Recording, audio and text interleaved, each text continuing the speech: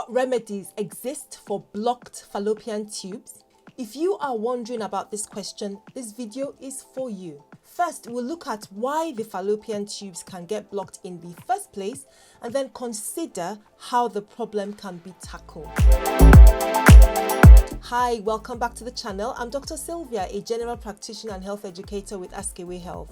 Here we share health information to help you live better. And so if this is what you want to hear about, please give this video a like and do consider subscribing to the channel.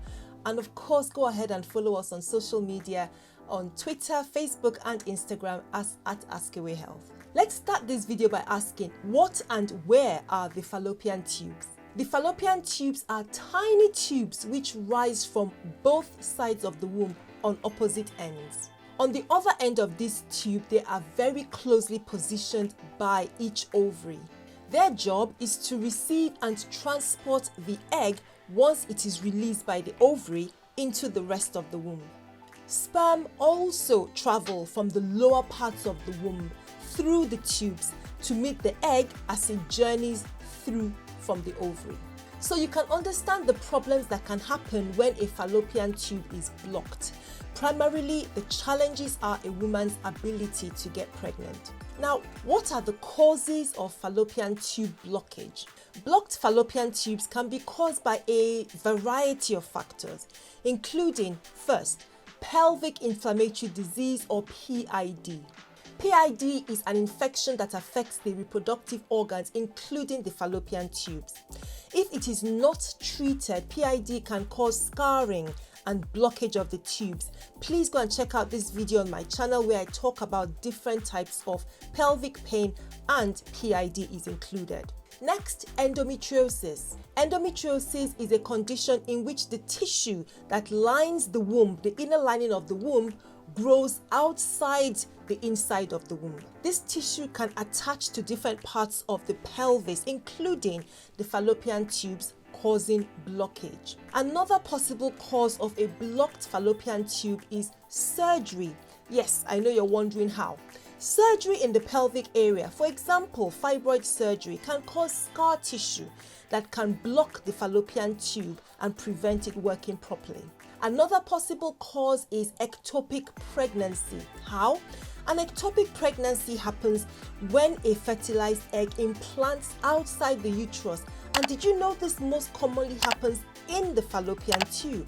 So this can cause damage and eventually loss of that particular tube where the egg has planted. And another cause is sexually transmitted infections. Some sexual infections like Chlamydia or Gonorrhea can cause inflammation, which leads to scarring in the reproductive organs, and this can equal blockage in the fallopian tube.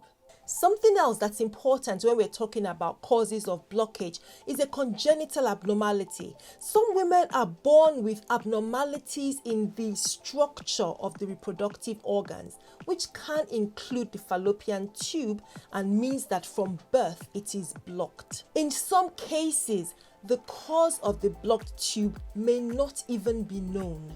Still, a doctor can perform diagnostic tests to determine the cause of the blockage and develop a treatment plan to help to address it. So now let's look at what remedies exist for blocked fallopian tubes. As we've seen, blocked fallopian tubes can make it difficult for sperm to reach the egg and for a fertilized egg to travel into the body of the womb, which can cause infertility.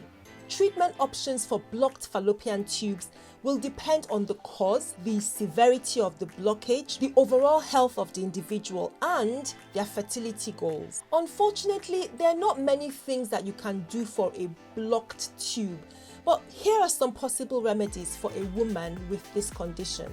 First, remove the blockage. So if the blockage is caused, like we've talked about earlier, by scar tissue or adhesions, surgery might be an option to remove the blockage and restore the normal function of the tubes. Something else that can be of benefit but doesn't directly tackle the blocked tube is using fertility drugs, which can help to stimulate ovulation and increase the chances of conception. But like I said, there's something that happens in addition to treatment and may not directly address the underlying blocked tube. Next, in vitro fertilization. IVF involves fertilizing the egg outside the body and then transferring the embryo into the womb.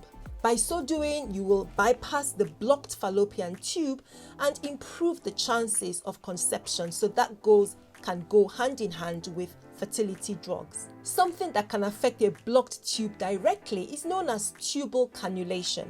And this is when a catheter, a thin wire, is passed through the fallopian tube to try and remove or dislodge any material that's blocking it, open it up so that it can function normally. Another procedure is a salpingectomy, which is surgery to remove part of the tube or all of the tube if it is damaged or diseased and the affected portion is taken away. There may be a possibility to repair what is left. So these are some of the considerations for treating a blocked fallopian tube.